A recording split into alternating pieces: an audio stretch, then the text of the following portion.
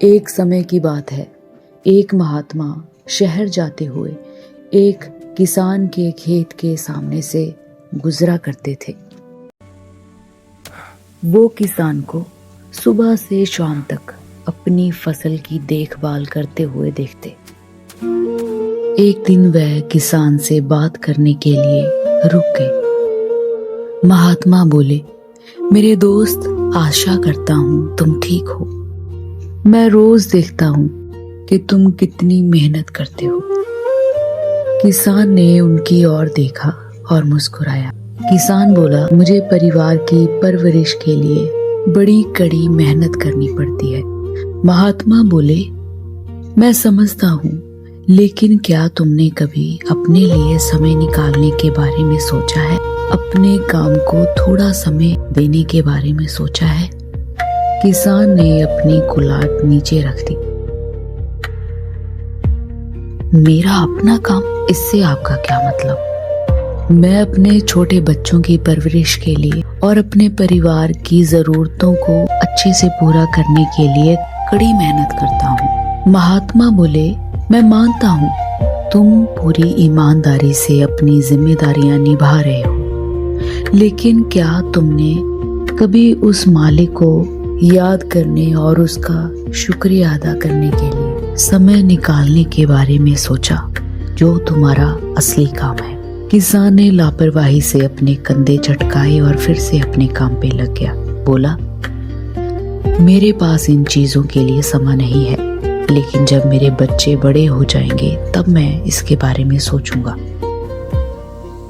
एक दिन फिर जब महात्मा किसान के खेत के सामने से गुजरे, तब उन्होंने देखा कि किसान के बच्चे बड़े हो चुके थे और खेत में काम कर रहे थे। वो किसान के साथ मिलकर कड़ी मेहनत कर रहे थे। किसान की दाढ़ी सफेद हो चुकी थी और कमर झुक गई थी। महात्मा बोले, आशा करता हूँ तुम ठीक हो मेरे दोस्त। मैं देख रहा हूँ कि तुम्हारे बच्चे बड़े हो गए हैं और तुम्हारी मदद कर रहे हैं। किसान ने गर्व से मुस्कुराते हुए कहा, जी हाँ, बड़े हो गए हैं। इनकी शादी भी हो गई है और अब इनके अपने बच्चे हैं। महात्मा बोले, अब तो फिर तुम्हारे पास अपने लिए बहुत समय होगा। क्या आप मालिक को याद करते हो? जो तुम्हारे पास है उसके लिए उसका शुक्रिया अदा करते हो? किसान बोला, नहीं महात्मा, परिवार बड़ा हो गया है और मुझे अधिक जमीन खरीदनी पड़ी। ऐसा नहीं करते तो आरामदेह जिंदगी कैसे जी सकते थे? तभी किसान का एक पोता दौड़कर आया और कूदकर उसकी बाहों में सिमट गया। किसान ने मुस्कुराते हुए कहा, मेरे पोते पोतियां मुझे रात दिन व्यस्त रखते हैं। मेरे पास किसी और काम के लिए समय ही नहीं है।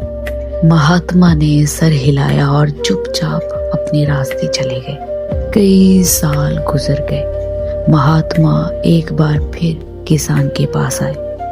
अब की बार किसान बिस्तर पर पड़ा था।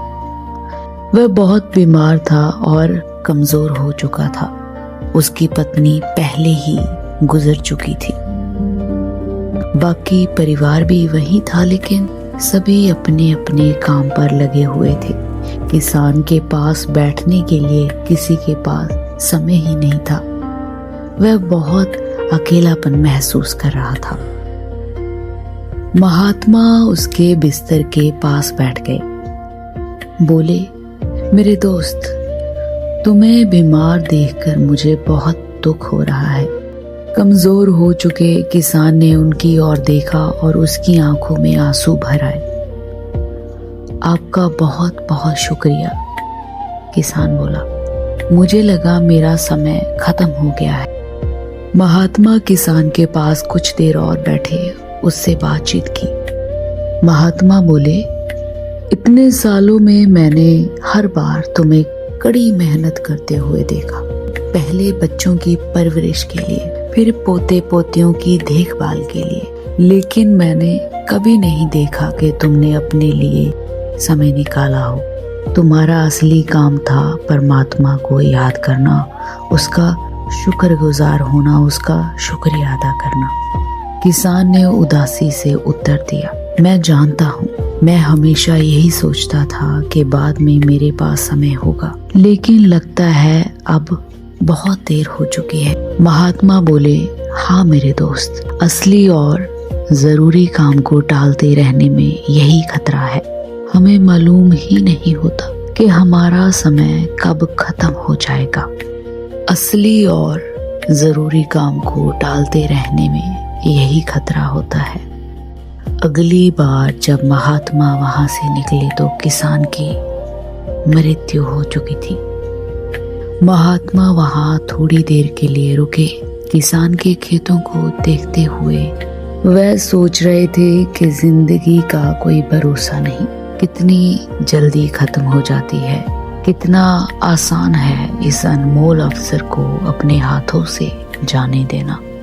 तो कहना ये है कि आप बड़े हो जा बच्चे, परमात्मा का नाम लेने के लिए, उसको याद करने के लिए, उसने जो चीजों से आपको नवाजा उसका शुक्रिया अदा करने के लिए दिन में 5 या 10 मिनट उसके लिए, उसके नाम के लिए जरूर निकाला कीजिए।